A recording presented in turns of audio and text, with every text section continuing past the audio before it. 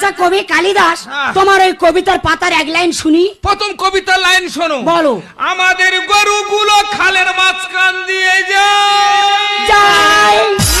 তোর কি গরু যায় বলে ঠেলে উঠতো? এইটা হ্যাঁ দেবো না। না। আচ্ছা না, সরি সরি সরি। তোর মা একটা লরি লরি লরি।